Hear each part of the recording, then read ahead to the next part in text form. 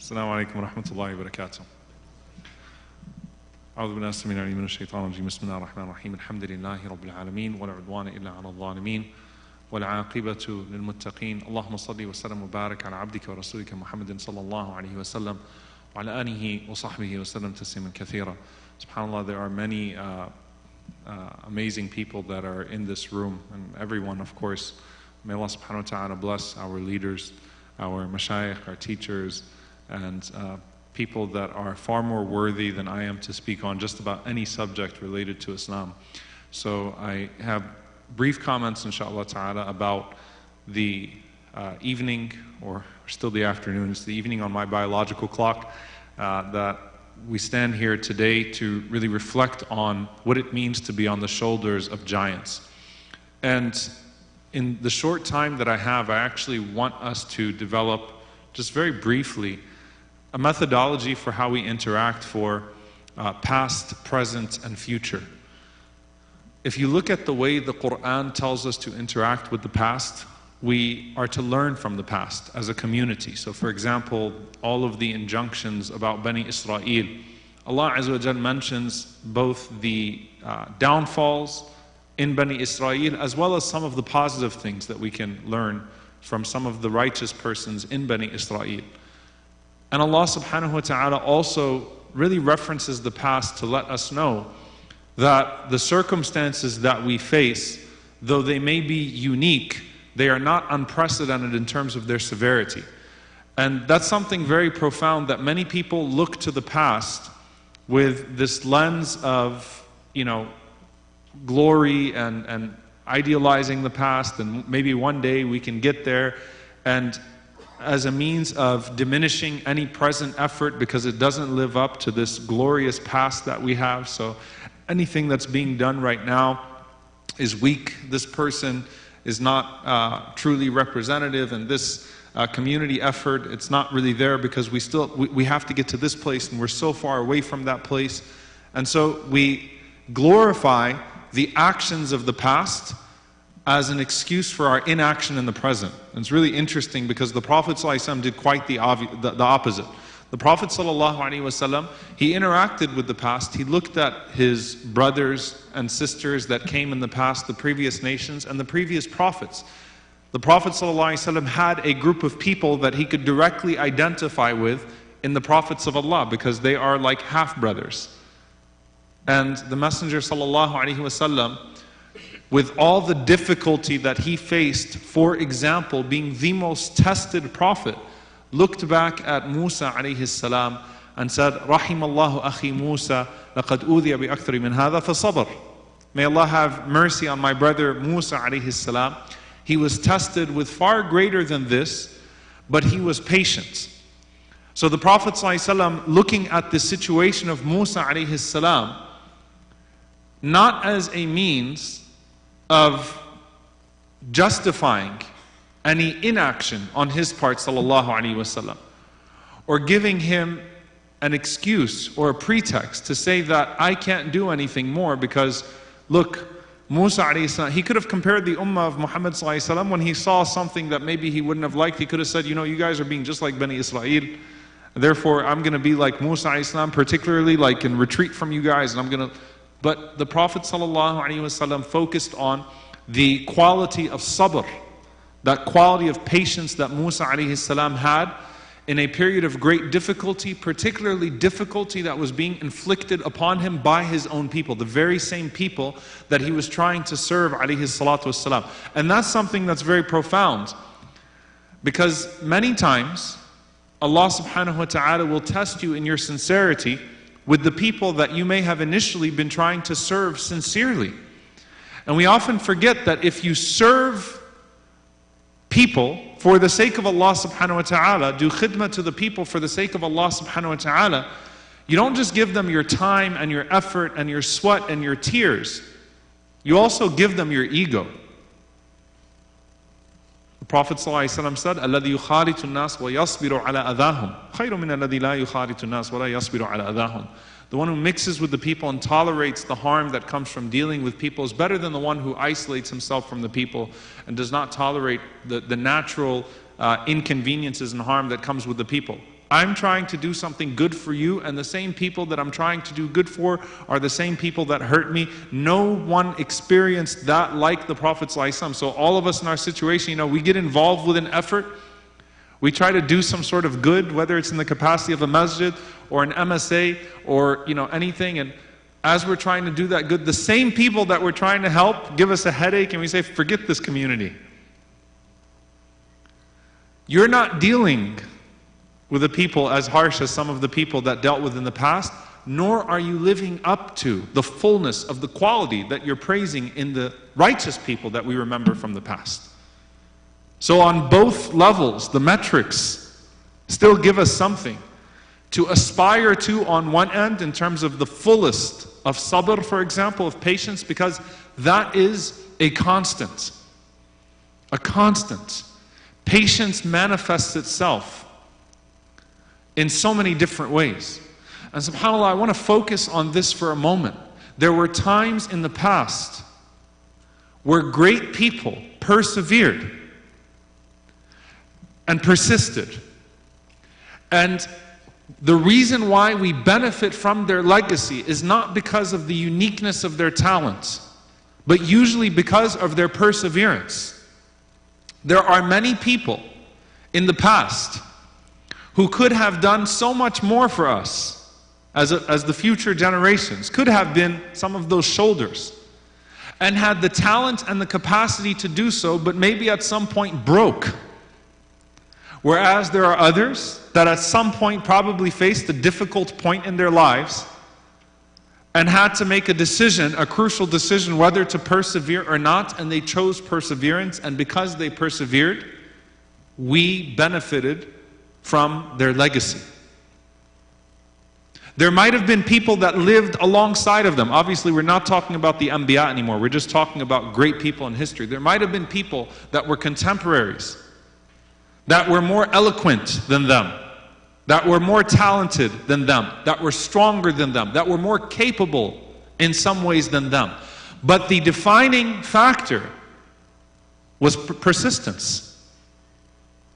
Great people persevere in detrimental situations. They keep going. They don't fold. They don't buckle. That's the distinguishing factor. And the Prophet ﷺ said that the believer is not given a blessing, not just that's better, that's awsa', that's more encompassing than a sabr, than patience. That's not just to get you through your difficult moments in your worldly pursuits. That's to get you through your difficult moments in the most honorable and noble pursuit, which is the pursuit of Allah subhanahu wa ta'ala's pleasure. That's where the blessing of sabr is the greatest of blessings. And that's what makes a Muhammad Ali, for example, special, rahimahullah ta'ala. He could have buckled. Many people don't know the day that Malcolm was assassinated, rahimahullah ta'ala, al-Hajj Malik al-Shabazz. Muhammad Ali came home and found his apartment was burned down. It was a message to him to be quiet, to stop. He doesn't even know where it came from, what the message necessarily was, but it was supposed to intimidate him into some sort of silence. Just stop. Stay in your lane. Keep boxing. There are so many moments that you could point to just to take that one person's life, to take Muhammad Ali's life. And even if it was through different lenses or different things that were causing him to persevere in those moments, like when Al-Hajj Malik al-Shabazz, when Malcolm showed up to the Sonny Liston fight, and his promoter said, we're not going to keep you. If he stays, we go. You're going to lose the greatest opportunity of your life, a championship shot. He says, bye. Turns around and walks away from him, and those people go chasing after him in his car, say, no, he can stay, he can stay. Please stay. To stand in front of the US government and to take it on during Vietnam. To say, I'm ready to die by a firing squad. Who says that in their 20s when they've got millions of dollars and fame and celebrity on the line? Perseverance, right? So sabr is the defining trait, whether you're looking at the lives of the Anbiya, the prophets, or you're looking at the Salihin, you're looking at the righteous ones, you're looking at the predecessors, the pioneers of any generation in any field. There was a patience, there was a perseverance. And the second thing was where that patience was being drawn from, which was that well of sincerity. which is something that needs to continuously be filled, a reservoir. Most people who made history did not recognize the greatness of what they were doing in the moments that they were doing it. You know why? Because that was irrelevant and insignificant to them. When Ibrahim alayhi salam was establishing or raising the foundations of the Kaaba alongside Ismail alayhi salam, Ibrahim alayhi salam did not write Ibrahim was here in the Kaaba. It was completely irrelevant to him whether or not his name would be attached to what he hoped would persevere, what he hoped would continue for generations and generations to come. At no point in his dua did he ask Allah subhanahu wa ta'ala to be remembered, or that people would erect some sort of memorial to him. And that's why Allah raised his maqam, literally. Because it was of absolutely no significance to him whatsoever. His concern was something greater than him. And in staying focused on that which was greater than him, sincerely, Allah elevated him as he tried to elevate something greater than himself. When you're in the moment, if you're making history, you're not thinking about making history. You're thinking about making the most of your present and doing that which is most pleasing to Allah subhanahu wa ta'ala. You're not thinking about how you're going to be remembered. You're thinking about how you're going to be resurrected. And that's what's keeping you. That's what's moving you. That's what's giving you fuel when there is absolutely nothing else to draw from around you. That's what's giving you perseverance when everything else around you is telling you stop. And I'll say this. When we think about the shoulders of giants, past, present, because there's still giants that are alive amongst us that give us shoulders to stand on today. We don't always have to wait for people to die to appreciate them properly. There are people amongst us, many of them in the front row, by the way. You know, subhanAllah, Imam Zayd is someone that may Allah subhanahu wa ta'ala bless him and elevate him. Imam Majid, Sheikh Yasser, our dear brother, all, you know, Sheikh Abdullah, I see you, mashallah. These are people here that are giving you shoulders here to stand on. Right? I mean, that's special. But we have a legacy that still lives amongst us as well. I was sharing with these brothers that was in Detroit 2 weeks ago, teaching about Malcolm X, rahimahullah ta'ala, to some people that lived with him and knew him. And I went to Masjid Wali, which was the first NOI temple, now a masjid. And there was this sister, close to 90 years old, making bean pies in the back before Salat al-Jum'ah. She was there in 1960. She witnessed that entire thing that we witness in pictures. She's just the sister in the back that's making bean pies for Jum'ah like she's been doing for decades. There are people that still live amongst us that give us shoulders. But I'll share this with you, and this is extremely important for all of us to sort of recognize. Allah subhanahu wa ta'ala puts upon us two responsibilities: to honor those people and to continue to work for that which they worked for. You know, if you think about the days of Uhud, because sometimes we can be paralyzed by the fear of what's to come. And in the Battle of Uhud, think about it. At that moment, they hear the Prophet ﷺ is dead, that the Prophet ﷺ is gone. These people were still new in Islam. They're the best generation, they're new in Islam. And there's this idea that there is nothing worth living for anymore. Can you imagine being in the midst of battle, sitting down and just putting your arms down and crying? So there's nothing it's not worth it anymore.